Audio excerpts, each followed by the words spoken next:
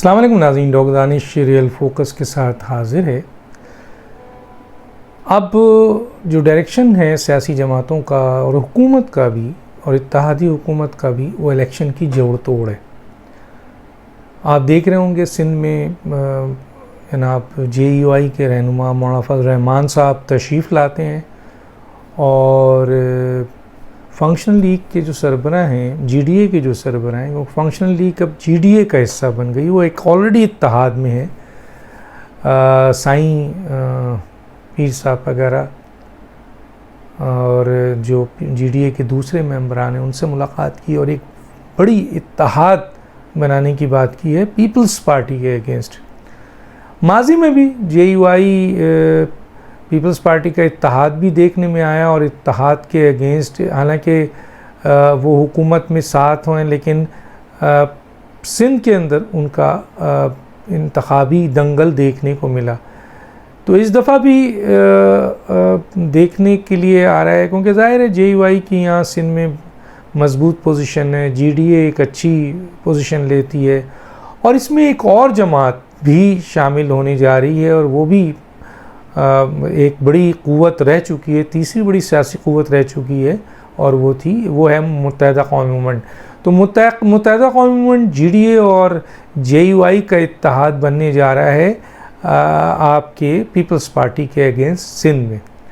कितना फ्रूटफुल होगा, कितना इफ़ेक्टिव होगा, कितना पीपल्स पार्टी को रोक सकेगा या पीपल्स पार्टी की जो सीट बनती है उसमें या उसको कमज़ोर कर सकेगा, ये वक्त की बात है। लेकिन ये एक इत्तेहाद बनने जा रहा है और ये JUI और GDA का एक बड़ा इत्तेहाद MQM के साथ मिल के होगा, जो यकीनन सिंध में पीपल्स पार्टी के लिए मुश्किलात खड़े करेगा।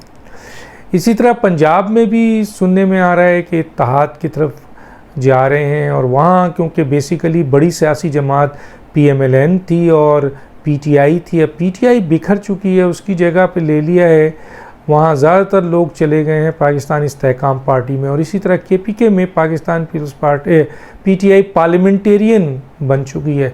तो KPK में भी एक बड़ा इत्तेहाद है। हो सकता है ये इत्तेहाद JUI और आपके परवेज़ खटक PTI पार्लियामेंटेरियन के साथ हो या PMLN के साथ हो और इधर पाकिस्तान इस्तेहकाम PMLN के साथ हो, या तो ये अब कोशिशें शुरू हो गई हैं। और बलूचिस्तान के भी कई अहम लीडर जाम कमाल और इसी तरह आपके अनवारुल काकड़ और दूसरे लोग जो हैं PMLN ज्वाइन कर रहे हैं। तो कुछ इलेक्टेबल्स और ताकतवर लोग PMLN या पीपल्स पार्टी की तरफ जा रहे हैं। तो ये जोड़ तोड़ का हिस्सा एक तरफ शुरू हो चुका है। दूसरी तरफ निगरां हुकूमत आया, ये हुकूमत चलेगी, इलेक्शन होगा, निगरां हुकूमत बनेगी, क्या 90 दिन में इलेक्शन होगा या 60 दिन में, इस पे मुख्तलिफ लोगों की मुख्तलिफ राय है। लेकिन मेरी एक इत्तला है, कुछ दिनों पहले दो बड़ों ने इस बात पे इत्तफाक किया है और कहते हैं कि तीसरे बड़े भी इसमें शामिल हैं कि इलेक्शन नवंबर में करा दिया जाए, यानी अर्ली असम्बली को तोड़ दिया जाए और 90 दिन के बाद इलेक्शन, यानी 90 दिन के अंदर इलेक्शन कराया जाए और वो इलेक्शन नवंबर में हो। और इसकी वजह उन्होंने बताया कि जी सियासी जमातों को जो कि हुकूमत में भी हैं और उनके वज़रा भी हैं और दूसरे लोग भी हैं, उनको मौका मिले वो ग्राउंड में जाएं और अपना काम करें, क्योंकि अगर 60 दिन के अंदर इलेक्शन असम्बली मुकम्मल होने के बाद होता है तो टाइम कम मिलता है और 90 दिन के अंदर होता है। तो एक बहुत अहम बड़े से मेरी बात हुई, बराह रास्त बात हुई और उन्होंने कहा कि जी हम इस बात पे मुत्तफ़िक़ हो चुके हैं कि जी 90 दिन के अंदर इलेक्शन हो और इलेक्शन नवंबर में हो।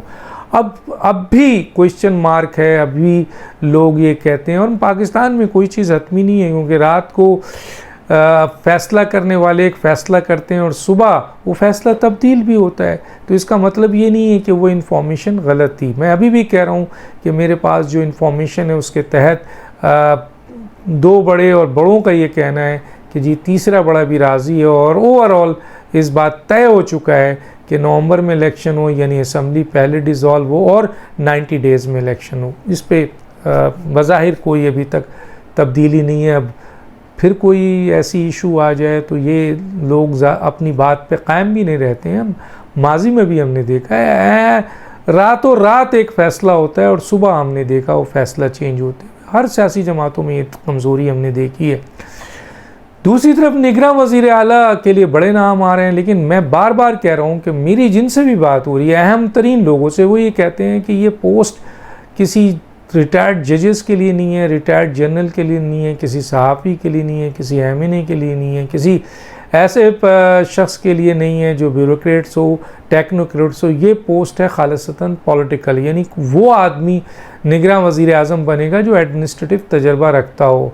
अब इसमें बहुत सारे नाम जो आ रहे थे मार्केट में, वो तो सब अगर इसको हम कंसीडर कर लें और बात अहम तरीन लोग कह रहे हैं, अगर हम मान लेते हैं कि यही फ़ैसला हो चुका है, तो फिर ये जो बड़े नाम आ रहे हैं और उन नामों को पजीराई भी दी जा रही है। इवन के हमने ये सुना है कि जनाब शौकत अज़ीज़ और हफीज़ पाशा जैसे नाम भी आ रहे हैं। बहरहाल तो उस पर मैं बाद में कमेंट्स करूँगा। पहले तो मैं ये बता दूँ कि अगर ये फ़ैसला है कि सियासी आदमी होगा, तो फिर बहुत से मीडिया पर्सन और बहुत से ब्यूरोक्रेट्स और टेक्नोक्रेट्स जो हैं उनको तो फारिग कर दिया कि हाँ केयर टेकर जो काबीना बनेगी उनमें ये लोग शामिल हो सकते हैं। अब एक नाम और दाखिल कर दिया गया और बड़ी हेडिंग बनाई गई है कि जनाब PMLN ये चाह रही है कि इसहाक डार साहब को केयर टेकर वज़ीर आज़म बनाया जाए, ताकि वो जो हैं वो जो मईशत का जो इस वक्त पाकिस्तानी मसाइल है जो उन्होंने निकाला है, उसको ये केयर टेकर वज़ीर आज़म अगर होंगे तो वो बेहतर तौर पर उसको आगे ले जा सकते हैं। देखिए अब जो पॉलिसी बन गई है, जो भी केयर टेकर या निगरां वज़ीर आज़म आएगा या काबीना आएगी, वो एक महदूद इख्तियार रखते हैं, इनके पास ज़्यादा इख्तियार नहीं होता है, वो महदूद इख्तियार रखते हैं और इस फैसलों को जो ऑलरेडी ये हुकूमत करके जा रही है उसको चेंज नहीं कर सकते, सिर्फ उसको चलाएंगे। तो इसहाक डार साहब अगर आते हैं तो उनके पास दो प्रॉब्लम उनको सामने आती है। एक तो ये कि वो आइंदा इलेक्शन नहीं लड़ सकते, क्योंकि जो भी निगरां में आएगा वो इलेक्शन नहीं लड़ सकता, रूल्स ये कहते हैं। और दूसरा उसके पास बड़ा वाज़े इख्तियार नहीं होता है कि वो हुकूमत में केयर टेकर में आकर कोई बड़े फ़ैसले कर सके। तो चुनांचे निगरां वज़ीर आज़म एक तरीके से अहम ज़रूर होता है इस हवाले से कि वो एक बड़े पाकिस्तान का वज़ीर निगरां है और उसको इस ड्यूरेशन में 2 या 3 महीने में स्मूथली इस मुल्क को लेके चलना है और अहम तरीन पॉलिसी में तब्दीली नहीं ला सकता, ना वो कर सकता है, लेकिन जो पॉलिसी बनी हुई है उसको मेंटेन करना भी एक अहलियत का काम होता है। तो चुनांचे अहल निगरां वज़ीर आज़म ज़रूर हो, निगरां काबीना अहल ज़रूर हो, लेकिन इसहाक डार साहब के लिए ज़्यादा बेहतर होगा PMLN के लिए कि आइंदा आने वाले वक्त में कोई भी 172 का टारगेट तो हासिल नहीं कर सकता। यकीनन मखलूत हुकूमत बनेगी और उस मखलूत हुकूमत में आज की मखलूत हुकूमत की तरह इसहाक डार साहब को वो इलेक्शन जीत जाते हैं तो 5 साल के लिए उनको वज़ीर ख़ज़ाना बनाया जा सकता है। वो पॉलिसी चेंज भी कर सकते हैं, पॉलिसी ला भी सकते हैं, बड़े बड़े फ़ैसले कर सकते हैं और 5 साल उनको मिलेंगे। तो ना इसहाक डार के लिए अच्छा है, ना PMLN के लिए अच्छा है, ना मुल्क के लिए अच्छा है कि एक शख्स जिसने मईशत को उठाकर ट्रैक पे रखा है उसको सिर्फ 2 महीने के लिए आप निगरां वज़ीर आज़म बना दें, जिसके बाद ना वो इलेक्शन लड़ सकेगा और जिसके बाद वो कोई अहम फ़ैसले भी नहीं कर सकता मौशी पॉलिसी के लिहाज से। तो मेरा ख़्याल है इसहाक डार साहब का जो नाम आ रहा है वो दुश्मनों ने उनके उड़ाया है, दोस्त तो मेरा ख्याल ये नहीं चाहेंगे कि वो वज़ीर ख़ज़ाना बने, क्योंकि अगर वो वज़ीर ख़ज़ाना वो अगर वज़ीर आज़म बन जाते हैं तो यकीनन ये चंद बातें जो हैं मैंने आपके सामने रखी हैं। फिर हफीज़ पाशा और शौकत अज़ीज़ जैसे लोग नाम ले रहे हैं। अब ये बताइए, ये वो लोग हैं जिन्होंने पाकिस्तान की मईशत को तबाह किया है, चाहे उनका किसी भी सियासी जमात से बहुत अच्छे ताल्लुकात हों, और इससे पहले ये आ चुके हैं। और अभी इमरान खान के दौर में, पीपल्स पार्टी के दौर में हफीज़ पाशा तो नाकाम तरीन शख्स रहे हैं और तो इनको वज़ीर आज़म बना दें, समझ में नहीं आता है ये क्या है। हाँ, बहुत से लोग हैं जिनको आप जैसे मियाँ मोहम्मद सोमरो साहब हैं, वो एडमिनिस्ट्रेटिव तजर्बा भी रखते हैं, सियासी पोजीशन भी है। इसी तरह इशरतुल इबाद हैं, वो सिंध के हवाले से उनका तजर्बा है, सियासी आदमी हैं।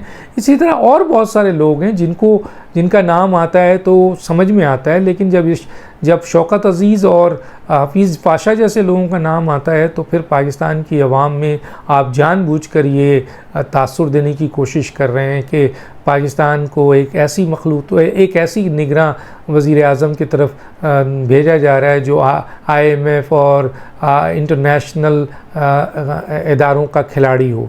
तो नहीं भाई, पाकिस्तान के अंदर बड़े पॉलिटिशियंस हैं, बड़े काबिल लोग हैं, उनको ये ओहदा दिया जा सकता है। अब शहबाज शरीफ के लिए बहुत मज़बूत सपोर्ट है हर जगह कि वो अगले वज़ीर आज़म बने, क्योंकि उनकी सदारत में, मैं एक दो ब्यूरोक्रेट से बात कर रहा था तो वो इस बात को मान रहे थे कि जी शहबाज शरीफ एक टफ वज़ीर आज़म है, मसलन उनके अंदर सलाहियत है एडमिनिस्ट्रेटिव, वो ख़ुद ब्यूरोक्रेट्स ये कह रहा था। तो इसका मतलब ये है कि शहबाज शरीफ अगले वज़ीर आज़म हो सकते हैं। शायद इसमें कई सियासी जमातें PDM की राज़ी हो जाएं, लेकिन इख्तलाफ जो होगा, जो हो रहा है, जो समझ में आया है, जो हमें बताया गया है, वो पाकिस्तान पीपल्स पार्टी है, क्योंकि अगले वज़ीर आज़म के लिए आसिफ अली ज़रदारी और पीपल्स पार्टी इस बात के लिए तैयार है कि वो सिर्फ़ और सिर्फ बिलावल भुट्टो को लेके आना चाहते हैं। अब इस सिलसिले में उनको कितनी सीटें मिलती हैं, क्या पोजीशन होगी, और जाहिर है वो कन्विंस करना भी चाहेंगे कि PMLN को बहुत फेवर दें, लेकिन PMLN इस बात के लिए राज़ी हो जाए कि बिलावल भुट्टो वज़ीर आज़म हो जाए, क्योंकि पीपल्स पार्टी इस पर कॉम्प्रोमाइज़ नहीं करेगी। ये आसिफ अली ज़रदारी ने बाज़ा तौर पर कह दिया है कि अगला वज़ीर आज़म मैं अपनी ज़िंदगी में देखना चाहता हूँ अपने बेटे को वज़ीर आज़म, तो वो कॉम्प्रोमाइज़ तो नहीं करेंगे। तो पीपल्स पार्टी की शदीद मुखालफत होगी इस दफ़ा। मखलूत हुकूमत अगर बनती है तो शहबाज शरीफ वज़ीर आज़म हो, तो क्या PMLN इतनी अच्छी सीट ले पाएगी अगले इलेक्शन में कि उसको पीपल्स पार्टी की ज़रूरत ना हो और वो दूसरी सियासी इत्तेहादों के साथ मिलकर हुकूमत बनाए, और वज़ीर आज़म के लिए मियां नवाज़ शरीफ साहब का नाम ना हो बल्कि शहबाज शरीफ का हो और शहबाज शरीफ वज़ीर आज़म बन जाए। दानिश याद दीजिए। अल्लाह हाफ़िज़।